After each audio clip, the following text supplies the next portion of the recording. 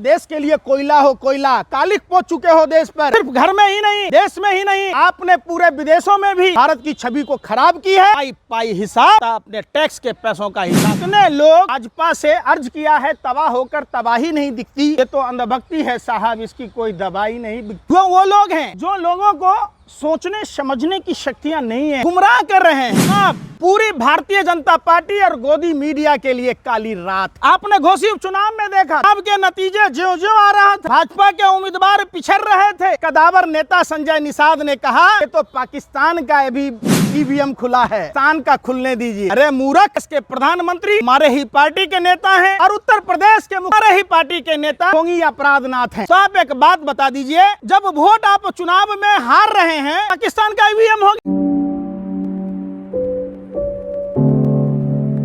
गया। इंडिया क्या आंकड़े रहेंगे चुनावी आंकड़े? हाँ, लेकिन इंडिया संघ जो संगठन बना है, विपक्षी दलों का एक संगठन है, वो संगठन वो 300 के पार जा रहा है।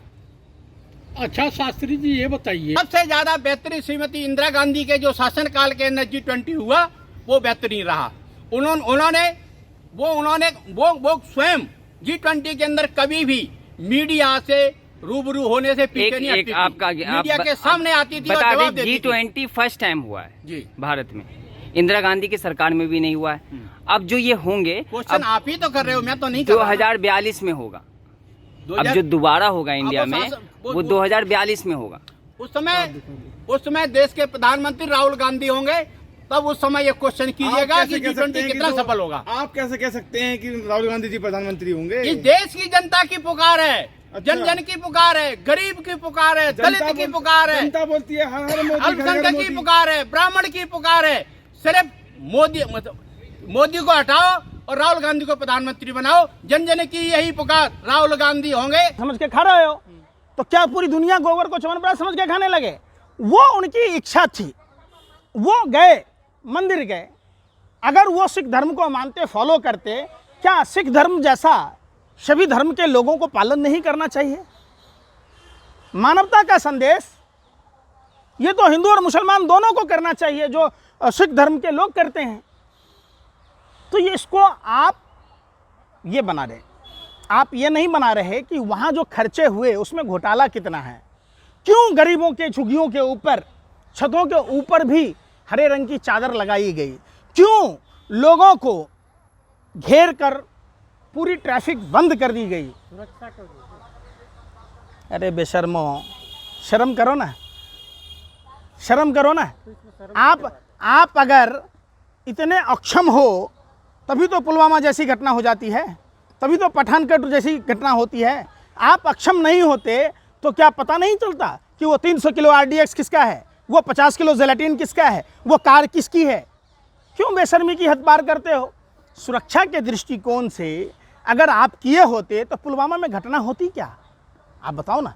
अगर पुलवामा में सड़कों पर भी अगर ऐसे ही गरीबों के झुग्गियों की तरह चादर लगाया होता तो हमारे माँ भारती के लाल शहीद होते क्या? तो ये बताइए 2024 में जिस तरीके से जो है पार्टियों की उठापटक चल रही है, तो क्या लगता है किसकी सत्ता भारी होगी?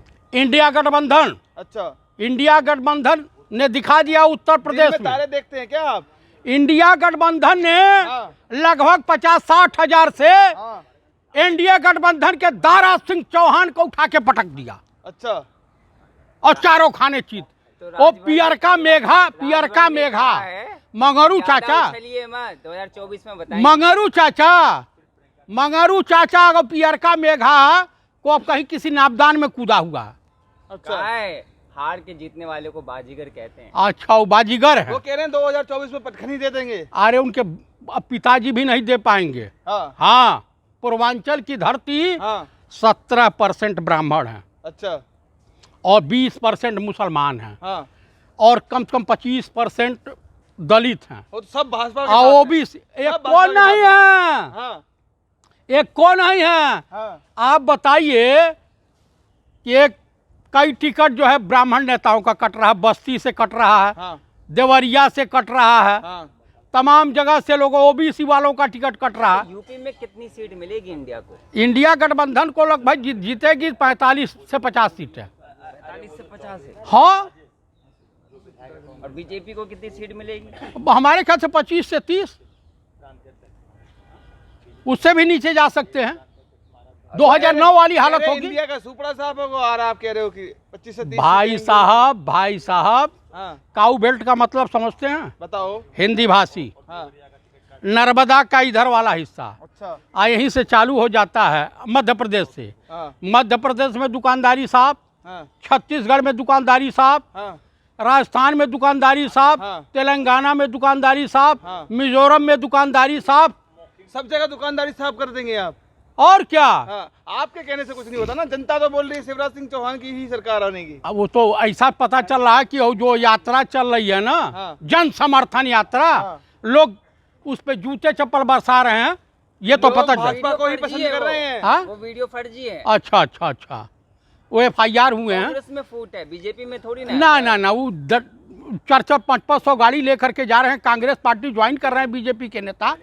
तो वो पता झूठ ये बोल रही हैं सुमित्रा महाजन जी, पूर्व लोकसभा स्पीकर, जो है पूर्व मुख्यमंत्री, फायर ब्रांड बीजेपी के नेता, ये क्या बोलते हैं उमा भारती जी, हाँ। ये तमाम लोग बोल रहे हैं तो झूठा बोल रहे हैं। राजा हरिश्चंद्र की छठी औलाद ये गोदी मीडिया है और भाजपाई नेता है, यही कहना चाह रहे हैं। तो मेरे कहने का प्राय है कि आने वाले लोकसभा में जीतेगा इंडिया गठबंधन, और एनडीए गठबंधन बुरी। अरे बाप रे बाप, इतना बेहतरीन प्रधानमंत्री पूरे दुनिया में नहीं देखने को मिलेगा। गेल बेच दिया, भेल बेच दिया, बेरोजगारी और तमाम जगह घोटाले। ये घोटाले जब खुलेंगे तो ईश्वर मालिक।